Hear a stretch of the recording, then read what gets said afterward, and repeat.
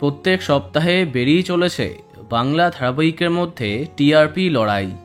প্রথম 10-এ সবচেয়ে বেশি পরিবর্তন থাকছে। কথা, পরিণীতা, চিরদিনই, তুমি যে আমার, পরশুরাম, এদের কি হচ্ছে?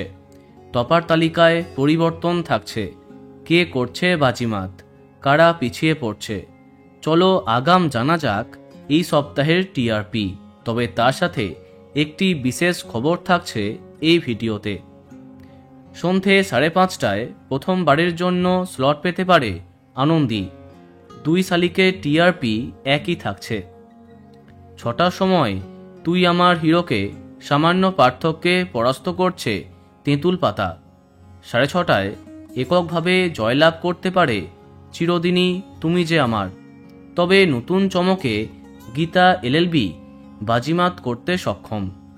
তবে সন্ধে 7টায় কথার থেকে এখনও এগিয়ে থাকছে জগদ্ধাত্রী। 7:30টায় রাঙামতি আবার সামান্য পার্থক্যে পরাস্ত হচ্ছে ফুলকির কাছে। রাত 8টায় বাড়ছে পরশুরাম আজকে নায়কের টিআরপি, তবে পরিণীতা এগিয়ে থাকছে। 8:30টায় কোন গোপনে মন ফেসেছে পরাস্ত করছে গৃহপ্রবেশকে।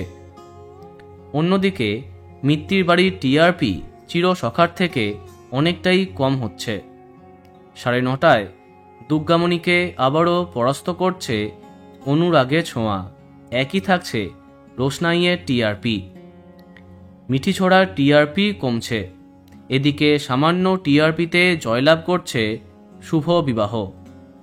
এই সপ্তাহে টপার হবার দাবিদার পরিণীতা, কিন্তু এবার টিআরপি বৃহস্পতিবারের পরিবর্তে শুক্রবার আসবে, কেননা ঈদের জন্য মাঝে ছুটি ছিল। দেখা যাক নতুন টিআরপিতে কি কি চমক অপেক্ষা করছে।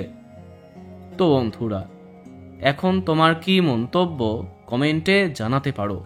আর এই রকমই আরও অনেক ভিডিও পেতে সাবস্ক্রাইব কারেন্ট বস। ধন্যবাদ।